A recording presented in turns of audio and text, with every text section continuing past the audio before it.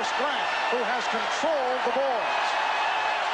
30 seconds left in the fourth. And the shot clock now at 12. Shaw for three. Rebound handled by Hardaway. Another Orlando offensive rebound. Houston must foul right here. Now the foul call with 10.5 seconds to go. Foul on Ori. Well, this is why you need rebounding, and Hakeem Olajuwon, one of the best rebounders in the league, only has 4 in this game. He was actually walking the other way. It looked like the smallest player on the floor, Kenny Smith, had reached inside position. He couldn't handle it, but the Rockets have hurt themselves on both boards. Nick Anderson making his first appearance at the line, usually a dependable free throw shooter. The Magic with all kinds of difficulties at the line this season, particularly in fourth quarters. Today, though, Orlando 12 of 15 at the line. And Anderson missing on both, but gets to the rebound and again draws the foul. 7 seconds remaining. Drexler picks up the foul, and Anderson, a 70% free throw shooter, will shoot 2 more. Well, everybody flat-footed, and Mario Elie came inside, but just stabbing at it, and the Magic get a huge break here after 2 Nick Anderson misses. Team anyway, they were going to do it by committee, and another miss by Nick Anderson. Well, the 3 to make 4 rule, that's in effect, I believe, yes. And he misses 4 straight. The Rockets take a timeout with 5 6/10 seconds remaining. Well, Nick Anderson had just missed 2. Penny Hardaway can't even look because he knows Nick is struggling.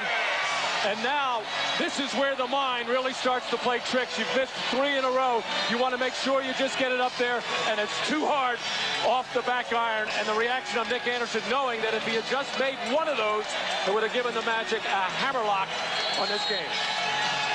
All right, Elie throws it for Smith, looking for the 3. He's been on fire and hits. He's tied the game at 110 with 1 6/10 seconds remaining. And that is an NBA Finals record for Kenny Smith. That's his 7th from downtown. And pass it back out. But Kenny Smith says, forget it. I got us here. I'm going to take us one more step, get this to overtime, but there's still plenty of time for Orlando as they learned in the Indiana series the hard way.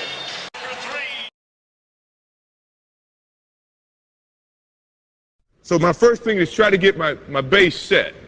And I try to get shoulder width apart with my legs or with my feet. 9 times out of 10, my right foot's going to be ahead of my left, mainly because that's a certain comfort level. A lot of times players come in, they try to be parallel, or if they're left-handed, they try to put their left foot forward, which is all fine and good. But the most important thing is try to get a balance.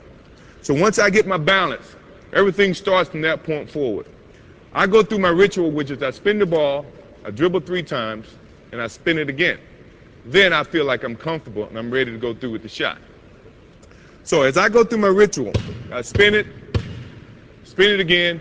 Now I'm starting to focus on my target.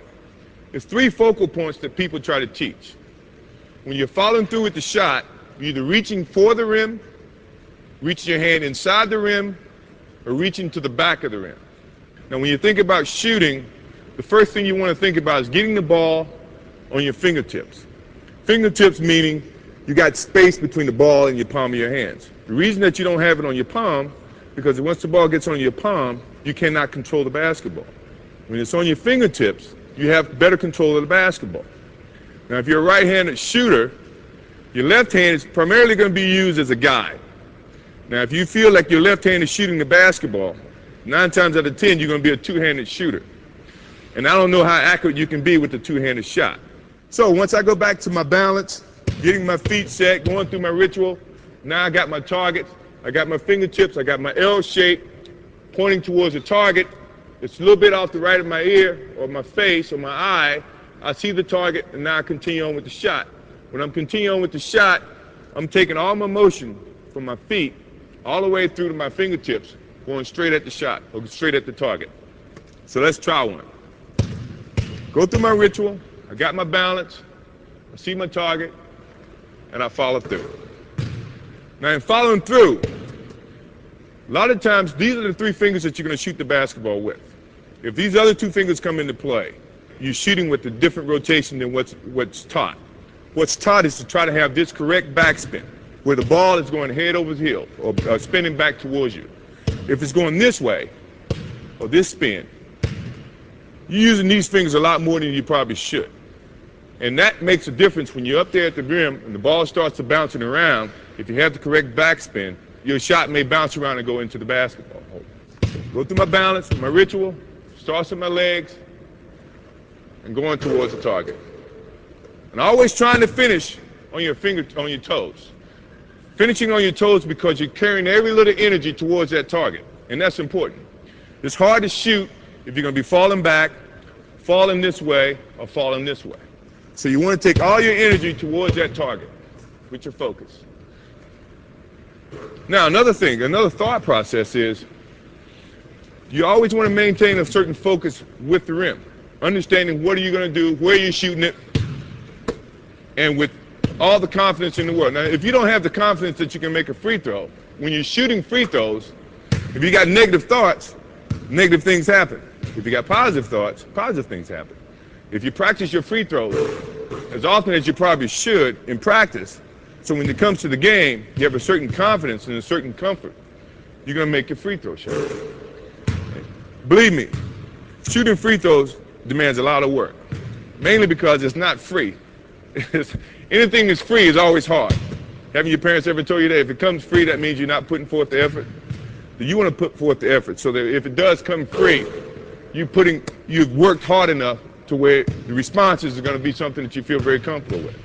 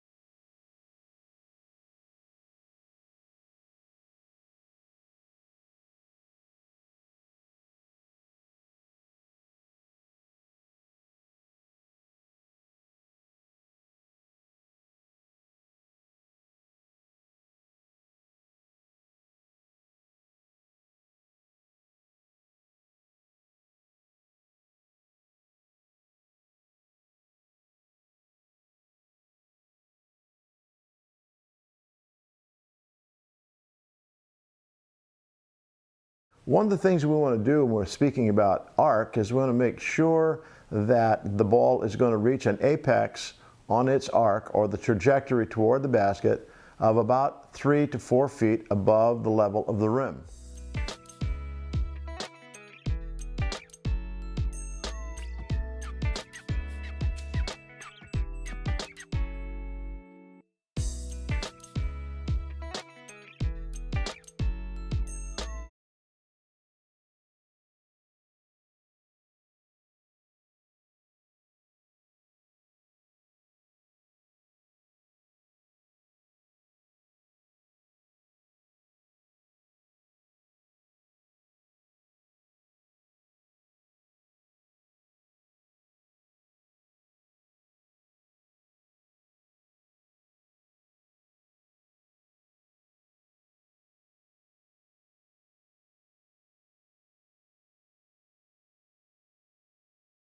People often ask me, what is a good way to practice free throw shooting? One of the drills I like to do is starting in a little bit close.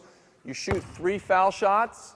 Again, working on your form, driving it up. Okay? If you make 3 in a row, you take a step back. 1 big step back, shooting 3 more shots.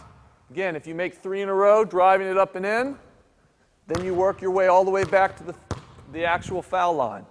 If you miss 2 out of 3, you have to take a step forward. And you're working to get to the foul line, working on your form, driving it ball up and into the basket.